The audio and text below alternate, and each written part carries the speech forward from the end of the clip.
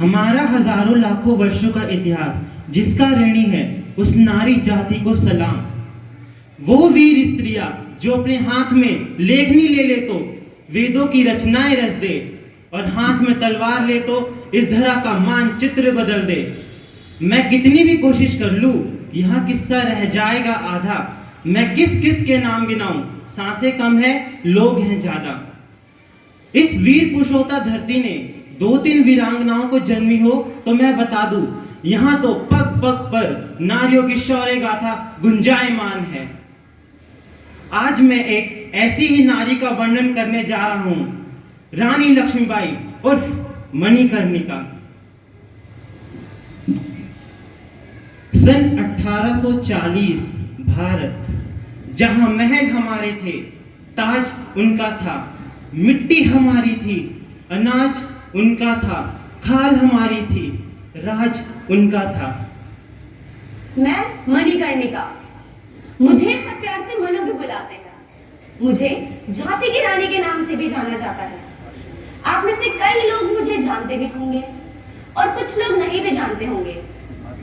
मेरा जन्म 19 सितंबर 1835 को काशी में हुआ था। जब मैं 8 साल की थी तब मेरे पिता ने मेरा विवाह झांसी के राजा गंगाधर राव से करवा दिया था। विवाह के बाद मैंने अपने पुत्र दामोदर को गोद लिया।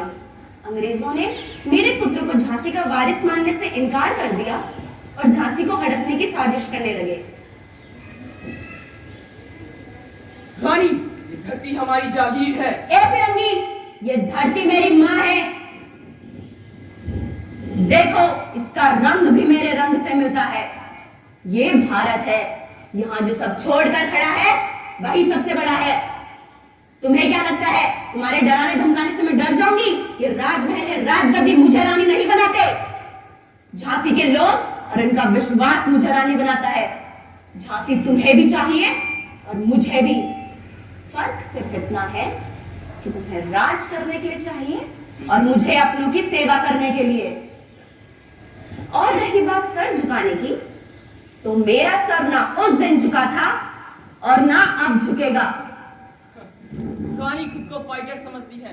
औरतें घर का चूल्हा चौका करने में ही अच्छी लगती हैं, युद्ध के मैदानों में नहीं। वो समझती है डलहौजी से जीत जाएगी, उसका स्टेट भी जाएगा और उसका घमंड भी। खुद को बहुत इंटेलिजेंट पढ़ा लिखा समझती है। If I speak 4 words in front of her, she'll be quiet. I can speak English. It's just a minor language. Just words. Words with no culture have no meaning. तुम जिस धरती पर रह रहे हो, वहाँ के लोगों का और उनकी भावनाओं का सम्मान करना सीख लो। अंग्रेजी हमारा हुनर हो सकती है, हमारी मातृभाषा नहीं, क्योंकि मातृभाषा माँ होती है और माँ सिर्फ एक होती है।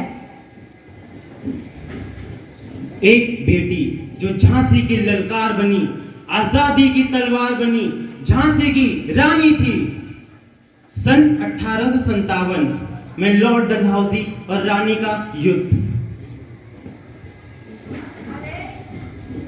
तुम्हें क्या लगता है तुम्हारे डराने धमकाने से मैं डर जाऊंगी? मेरा जन्म ही झांसी की रक्षा के लिए हुआ है। झांसी सिर्फ मेरी है। रानी,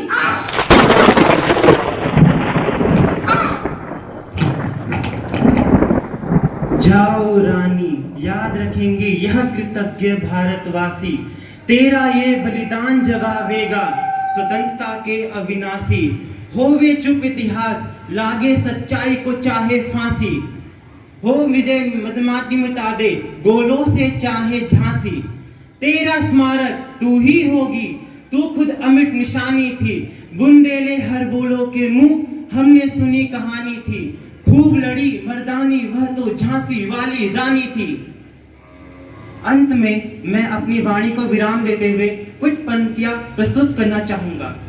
उखाड़ फेंका हर दुश्मन को जिसने झांसी का अपमान किया। उखाड़ फेंका हर दुश्मन को जिसने झांसी का अपमान किया। मर्दानी की परिभाषा बनकर आजादी का पैगाम दिया। आजादी का पैगाम दिया। आजादी का पैगाम दिया। जय हिंद, जय भारत।